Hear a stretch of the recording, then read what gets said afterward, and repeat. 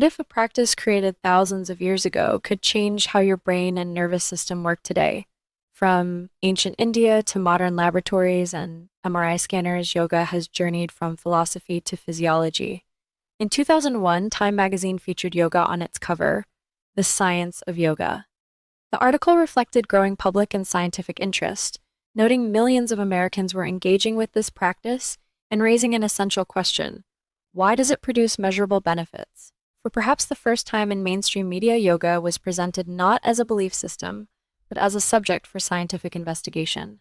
Is yoga simply controlled breathing and movement, or does it exert deeper physiological effects?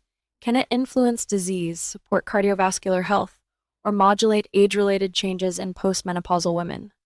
Let's go back to origins and history. Yoga began in ancient India as a system for understanding mind, body, and consciousness. Its earliest ideas appear in the Vedas and Upanishads, where breath, awareness, and self-regulation were central. Around 2,000 years ago, Patanjali's Yoga Sutras organized yoga into a structured method for training the mind. Centuries later, Hatha Yoga texts shifted the focus to the body, postures, breathing techniques, and internal balance. In the 19th century, N.C. Paul published treatises on yoga philosophy, one of the first modern scholarly works on yoga. In the early 20th century, while Swami Kuvalayananda pioneered scientific studies of its physiological and psychological effects.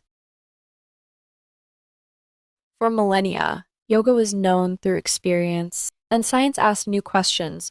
What is yoga actually doing inside the body physiologically? Why does it have such remarkable effects across so many areas? How does it achieve these unique and powerful benefits? In the 1960s and 70s, researchers measured breath, heart rate, and metabolism. By the 1990s and early 2000s, brain imaging, biomarkers, and randomized trials brought yoga into universities, hospitals, and research institutions. Since then, scientific publications on yoga have grown exponentially, reflecting a surge of interest in its effects on body, brain, and mind. The findings were striking. Yoga shifts the nervous system toward balance, increases parasympathetic activity, and calms mental states by reducing anxiety. Regular practice lowers cortisol and regulates the stress response. Brain scans show changes in regions linked to memory, attention, and emotional regulation, including the hippocampus and prefrontal cortex. Physically, yoga improves flexibility, balance, and functional strength while reducing pain and improving mobility. It also benefits mental health and cognition, helping with sleep, easing insomnia, reducing stress hormones, easing depression, supporting mood, and enhancing attention and focus. Some key researchers turned yoga into a rigorous scientific subject.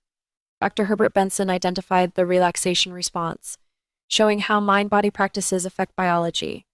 At Harvard, Dr. Sarah Lazar found structural brain changes in long-term practitioners. Dr. Satbir Khalsa studied yoga in schools and workplaces, showing improvements in sleep, stress, and performance. In India, Dr. Shirley Tells is a leading yoga scientist, pioneering studies on how yoga and breathing affect the nervous system, brain, attention, and stress. Dr. Chris Streeter showed yoga increases G-GABA, linked to reduced anxiety. Alongside biomedical scientists, we cannot forget the importance of the social sciences and humanities, which also address yoga. Like Dr. Ravi Prakash Arya, a Sanskrit scholar, author of numerous publications, former UGC chair professor, and chief editor of the Vedic Science Foundation. The Hatha Yoga Project, led by Dr. James Mallinson, was a 5-year research project from 2015 to 2020, funded by the European Research Council and based at the University of London, which aimed to chart the history of physical yoga practice through philology, the study of texts on yoga, and ethnography, fieldwork among yoga practitioners. As we can see, yoga is definitely gaining ground in universities. A prime example is SVYASA, a higher education institute deemed to be a university located in Bangalore, India. Its course offerings include a range of bachelor's, master's, and doctoral degrees in yoga. In addition, it has several funded yoga research projects and conferences. Traditionally, yoga was transmitted between master and disciple. Currently, the institutionalization of yoga by universities is shaping a new way of learning yoga. This is done through scientific lenses and theoretical frameworks that help expand the understanding of yoga without, however, ignoring its historical roots. For some, this widespread medicalization may feel like a loss of tradition, yet yoga brings relief from a wide range of modern ailments. It seems the ancients knew a path to cultivate inner peace, and today, that path opens new horizons for self regulation and self knowledge. Yoga has embraced science as part of its contemporary story, where ancient insight meets modern evidence, showing how breath, movement, and attention can reshape human biology and may even influence gene expression. Supported by growing scientific evidence, yoga entered the realm of science, and it has never left.